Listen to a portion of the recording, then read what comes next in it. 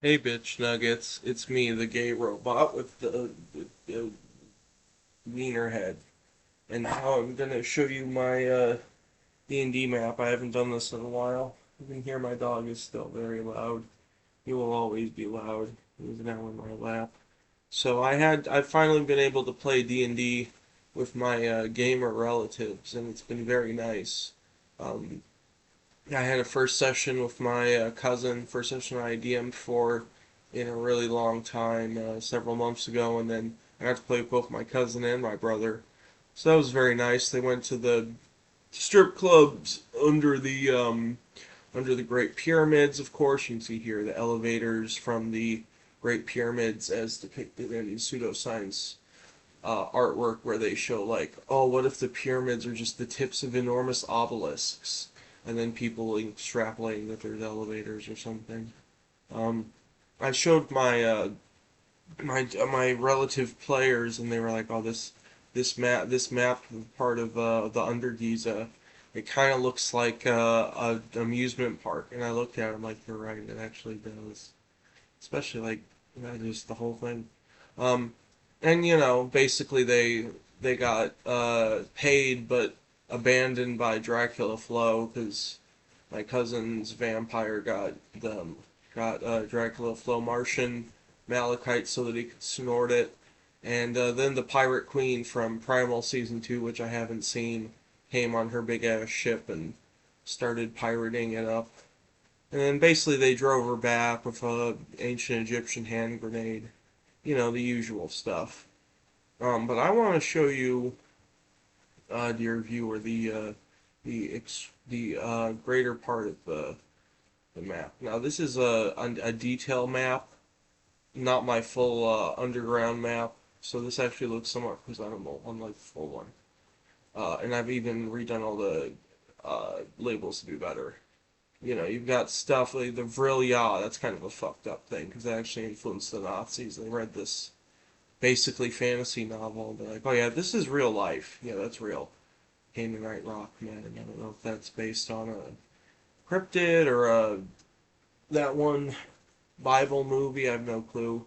You got SCP reptilians, arsenic dust, wasteland, desert, Babylonians, River of the Dead, some obscure pulp magazine, Lost World thing. Oh, there's a place underneath Tibet or something, or some mountain in Asia. You got C.M. Kozman slash Simon Roy, crow-like dinosauroids. That is human level intellect dinosaurs that look like realistic dinosaurs, where they're kind of crow-like. Something from Atlantis Second Age, where in the middle of the Black Sea there's these spiky protrusions that have tunnels to the underworld. You got a giant ass sun underground as you have. This is from Uklaha is from some obscure, I mean, probably not that obscure, but semi-obscure Hollow Earth pseudoscience book where some guy makes up some shit. It might not be in English, I'm not sure. Magma worm breeding grounds. It's basically just I like the magma worms in Elden Ring, so I named them a species instead of just mutated humans or whatever. Um, you got Phrygian undercities, Cappadocia and other surrounding regions of Turkey. There are real underground cities built by people. Real historical thing made in the ancient times because there's these big heavy rock places where there's this really fucking soft rock and you can literally dig a city for tens of thousands of people to live in, and they did.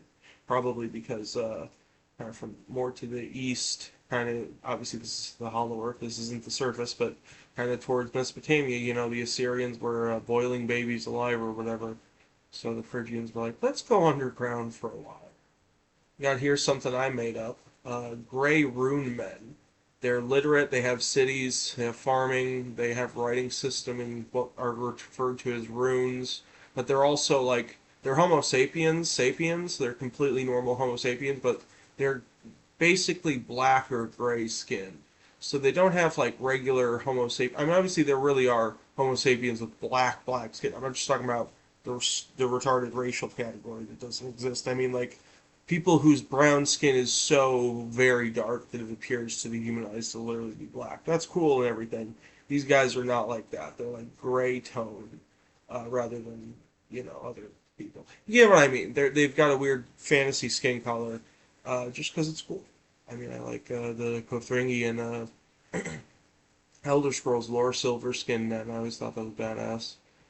So these guys are cool. They're probably, I think, pretty morally enlightened dudes.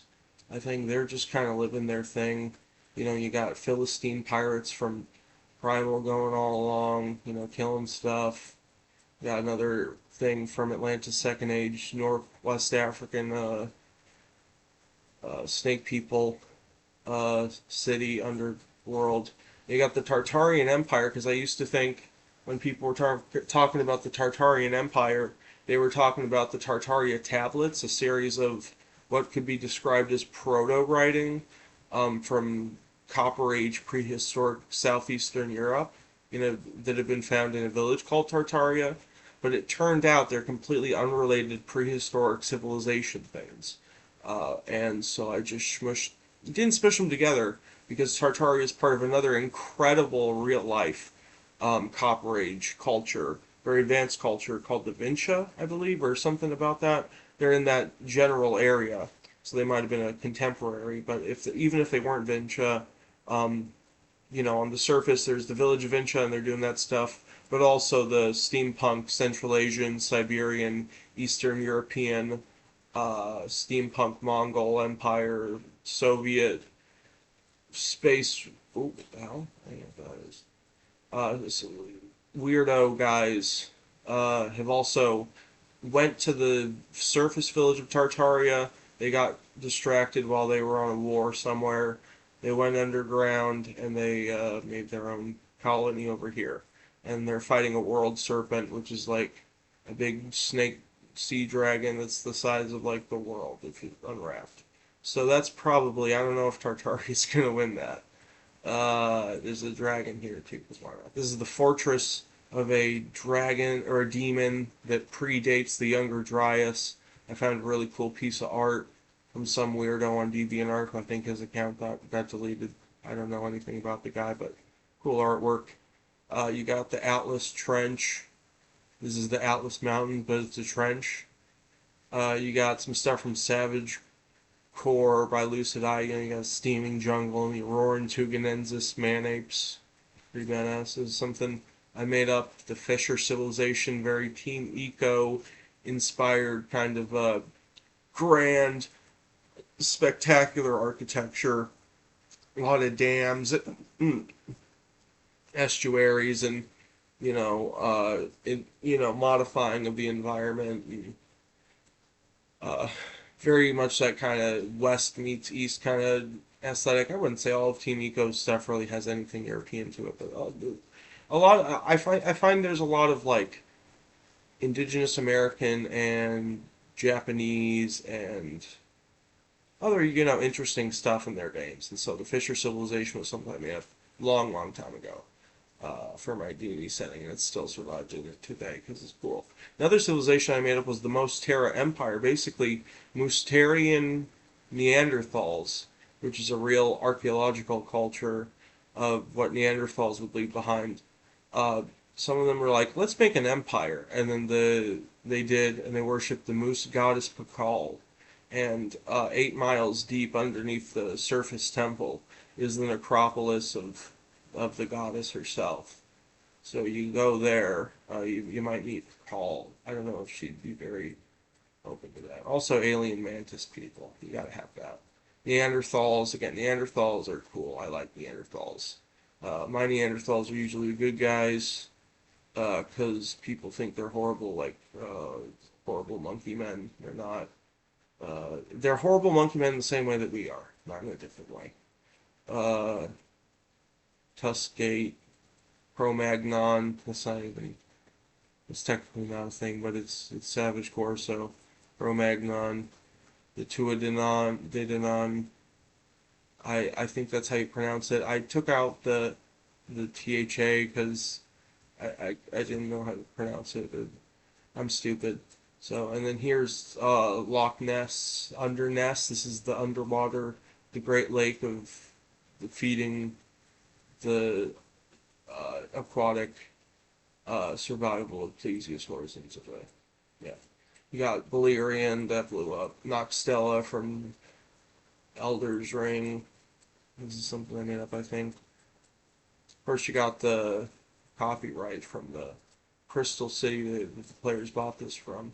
But really, this map goes on and on. You know, there's all sorts of stuff. You know, you got the Kingdom of the Rock Trolls. You got Dubnos. You got Blubnos. You got the Sunless Sea, which I believe is supposed to be a mile uh, a mile less deep than the rest of the surrounding land, so that's why it's sunless. It's shielded by the land from the sea, from the sun rather.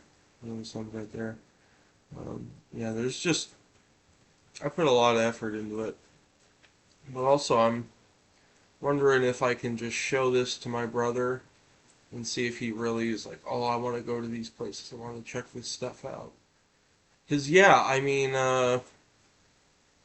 it'd be fun. I just want to have fun D&D adventures in the Hollow Earth. I think that would be fun.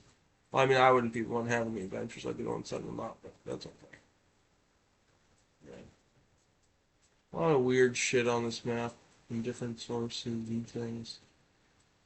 Yeah. The Viking from. Gotta have a Gartha. If you don't have a Gartha, it's raceless. Actually makes you want to die. You know, a Gartha is actually, it's so cool because the name sounds like a white woman's name, but it's not. It's not a white woman's name. It's a name for a place that doesn't exist. Just like Gungis. Gungis is my favorite lost civilization.